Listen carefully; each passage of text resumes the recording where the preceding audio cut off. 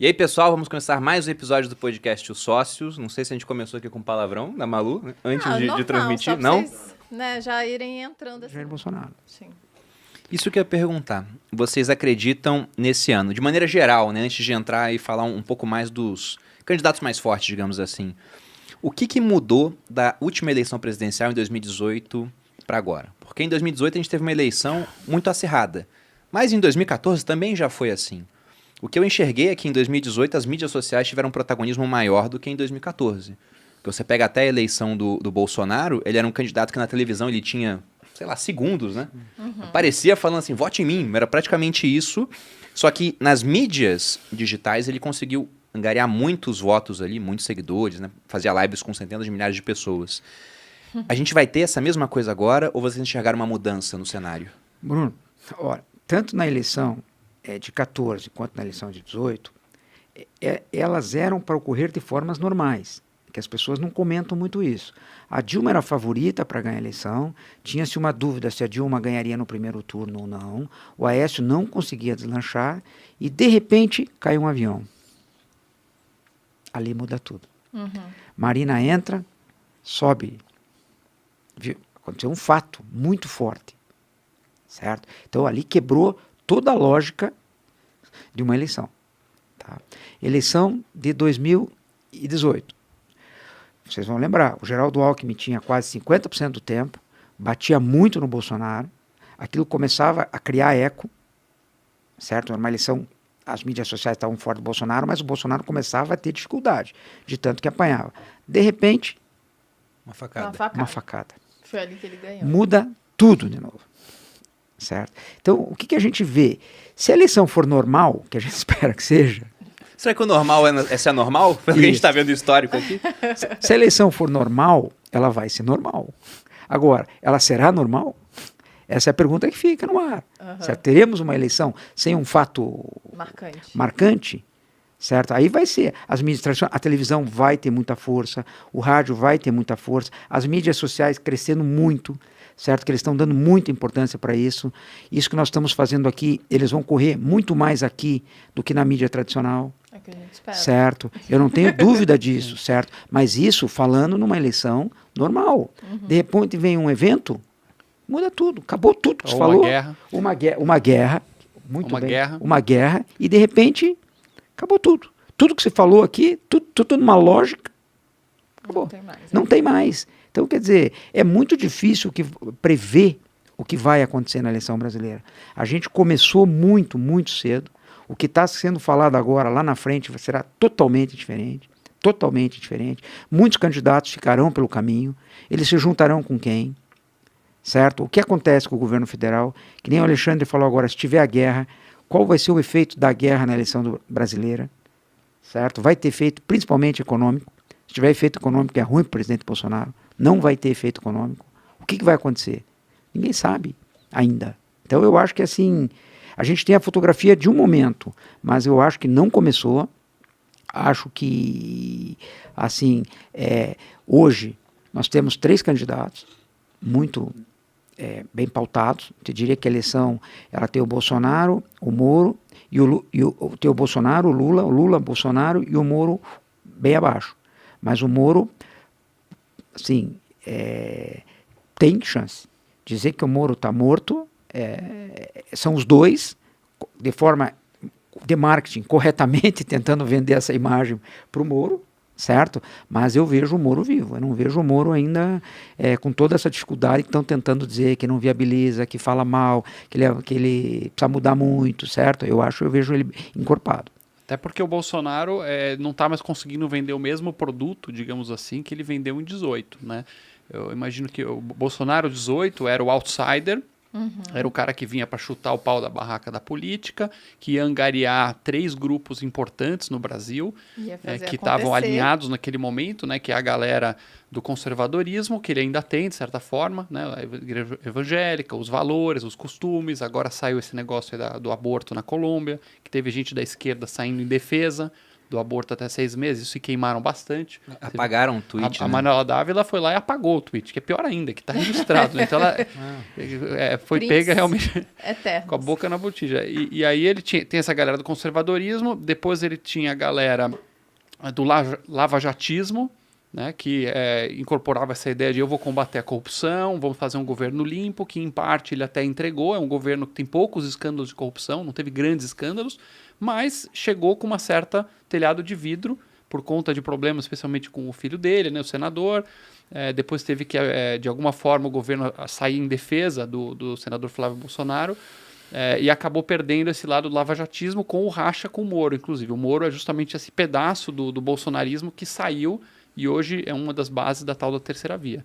E o terceiro grupo é a turma da Faria Lima, que é a turma de vamos tirar o Estado do nosso cangote, né? O liberal, vamos desinchar esse Estado, vamos vender as estatais, vamos tirar regulamentações. Então, esse bonde Bolsonaro de 18, que é conservadores, mais lavajatistas, mais os liberais, juntos, fizeram o fenômeno Bolsonaro, que inicialmente era um cara para se, né, tiravam deboche dele, chamavam nas entrevistas para zoar da cara dele, que absurdo.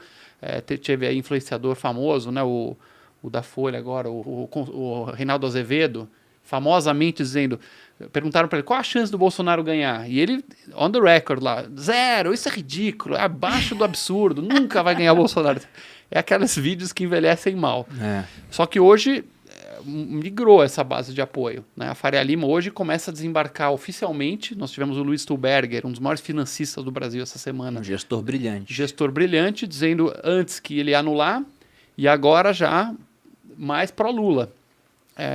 O Sérgio Moro nem precisa falar. E aí ele já é socialista na Austrália. Quando o cara fala isso, né? Já virou socialista. O sol tá nascendo lá. Já recebi as mídias, né? Já recebi mídias bolsonaristas lá dizendo que ele já é comunista, tá? Então, por outro lado, o Bolsonaro tem a máquina. Então migrou desses 3 bases de apoio ideológicos, identitários, para a máquina, que é você ser o incumbent, né? Você ser o presidente. Se ele não for reeleito, seria o primeiro caso, né, Murilo? O primeiro caso desde Fernando Henrique Cardoso. Todos os presidentes foram reeleitos. É o normal. Nunca aqui no houve um Brasil. presidente não reeleito.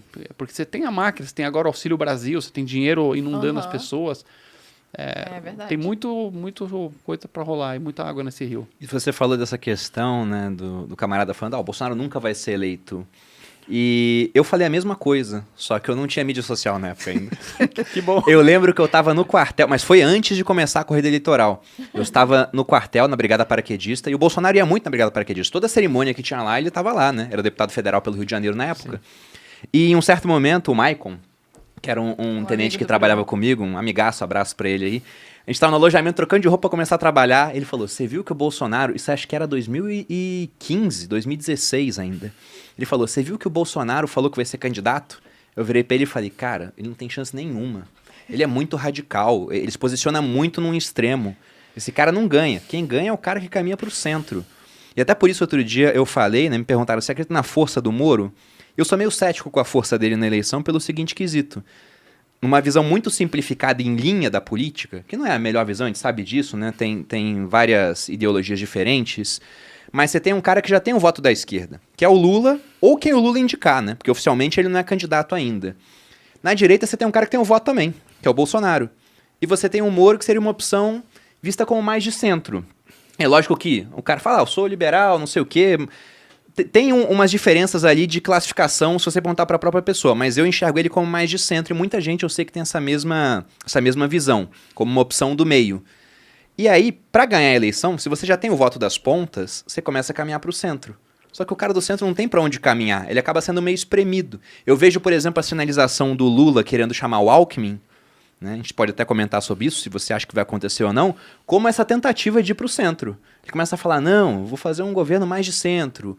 Aí o Bolsonaro, que tinha lá atrás, na outra eleição, vai ter a bandeira liberal, né? E se for olhar o governo Bolsonaro, até o Paulo Guedes, quando a gente gravou um Primocast com ele, ele falou, quis o destino que eu fosse ministro da Economia que mais aumentou o gasto público por conta da pandemia. Agora vai ter o Auxílio Brasil. Ironia. Então ele perdeu essa bandeira do liberalismo, ele também está caminhando mais para o centro.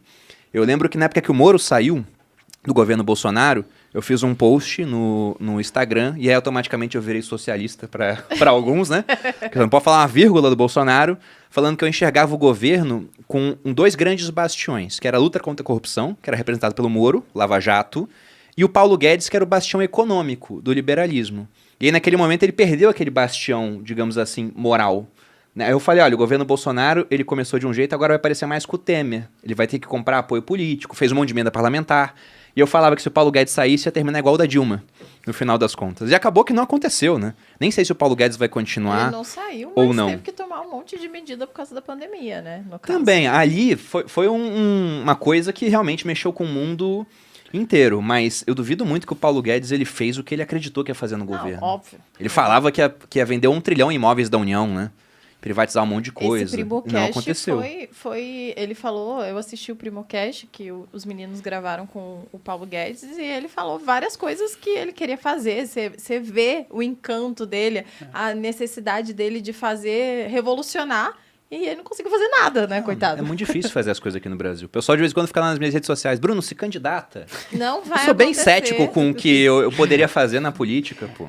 Eu não deixaria.